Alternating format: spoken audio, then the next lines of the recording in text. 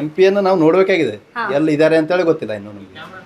ಬರೀ ಎಂಪಿ ನೋಡೇ ಇಷ್ಟು ವರ್ಷ ಆಯ್ತು ಅಂತೀರಾ? ಎಂಪಿಯನ್ನು ಬಹಳ ದಿವಸ ನಾವು ನೋಡ್ಲಿಲ್ಲ. ನಾವು ಸ್ಥಳೀಯ MLA ಮಾತ್ರ ನೋಡ್ತಾ ಇದ್ದೇವೆ. ನಮಗೆ ವ್ಯಕ್ತಿ ಮುಖ್ಯ, ಪಕ್ಷದಕ್ಕಿಂತ ವ್ಯಕ್ತಿ ಮುಖ್ಯ. ನಮಗೆ ಯಾರೇ ಆಗಿರ್ಲಿ ಮಣ್ಣು ತಿನ್ನು ಬೇಕಾದ್ರೂ ಅಡ್ಡಿಲ್ಲ, ಅದು ಇಲಿ ಹಿಡಿಬೇಕು ನಮಗೆ. ಸುಮ್ಮನೆ ಏನೋ ಒಂದು ಪಕ್ಷ ಅಂತೇಳಿ ನಾವು ಹಾಕೋದಿಲ್ಲ ಒಟ್ಟು ಯಾವತ್ತು. ಯಾಕೆಂದ್ರೆ ನಮ್ಗೆ ಪಕ್ಷದ ಬಗ್ಗೆ ನಮ್ಗೆ ಅಭಿಮಾನ ಇಲ್ಲ, ವ್ಯಕ್ತಿ ಬಗ್ಗೆ ಅಭಿಮಾನ ಇದೆ. ವ್ಯಕ್ತಿ ಕೆಲಸ ಮಾಡಬೇಕು, ಯಾರೇ ಆಗಲಿ ಕೆಲಸ ತರಬೇಕು. ತಾಲೂಕಿಗೆ ಏನು ಬೇಕಾಗ್ತದೆ, ಒಂದು ಜನಕ್ಕೆ ಏನು ಕುಡಿಯೋ ನೀರು, ಒಂದು ರಸ್ತೆ, ಇದ್ರ ಬಗ್ಗೆ ಒಂದು ಅಭಿಮಾನದಿಂದ ಕೆಲಸ ಮಾಡಿಸ್ಬೇಕು. ಅಂದ್ರೆ ಅವ್ರ ಹೆಸರು ಶಾಶ್ವತ ಉಳಿತದೆ. ಅವ್ರು ಬಂದರು, ರೊಕ್ಕ ಮಾಡಿದ್ರು, ಹೋದ್ರು, ಪರ್ಸೆಂಟೇಜ್ ತೊಗೊಂಡ್ರು, ಅದು ನಮಗೆ ಅದು ಉಪಯೋಗ ಆಗೋದಿಲ್ಲ.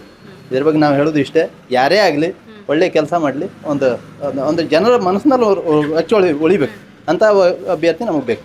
ಸರ್, ಈಗ ನಿನ್ನೆ ಉತ್ತರ ಕನ್ನಡ ಭಾಗದಲ್ಲಿ ಮಹಿಳಾ ಅಭ್ಯರ್ಥಿಯಾಗಿ ಕಾಂಗ್ರೆಸ್ ಪಕ್ಷದಿಂದ ಅಂಜಲಿ ಲಿಂಬಾಳ್ಕರ್ ಅವರನ್ನು ಆಯ್ಕೆ ಮಾಡಲಾಗಿದೆ. ಈ ಬಾರಿ ಏನಾದ್ರು ಬದಲಾವಣೆ ಬಯಸ್ತೀರಾ ನಿಮ್ಮ ಕ್ಷೇತ್ರಕ್ಕೆ?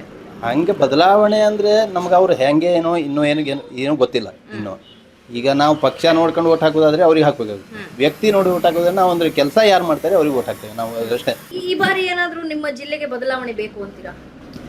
ಬದಲಾವಣೆ ಅಂದರೆ ಹಿಂದುತ್ವದ ಓಟಿಗೆ ಹಿಂದುತ್ವ ಅಂತೇಳಿ ಓಟ್ ಹಾಕ್ತಾರೆ. ಅದ್ರ ಅಭಿವೃದ್ಧಿ ಓಟಿಗೆ ನಾವು ಒಂದೊಂದು ಯಾರು ಅಂತ ನಾವು ನೋಡ್ಬೇಕಾಗ್ತದೆ. ನಿರ್ಧಾರ ನಮ್ಮದೇ ಇದೆ, ಮಾಡಬೇಕಾಗ್ತದೆ. ಮತದಾರನ ಇದು ಇರ್ತದೆ. ನಾವು 5 ವರ್ಷ ಕೊಟ್ಟರು ಹೋದ್ರು, ಮತ್ತು ಯಾವಾಗ ಬಂದರು ಹಿಂದುತ್ವ ಒಂದು ಭಾಷಣ ಮಾಡಿದ್ರು, ಅಲ್ಲಿ ಹೋದ್ರೆ ನಮ್ಗೆ ಅಭಿವೃದ್ಧಿ ಆಗೋದಿಲ್ಲ.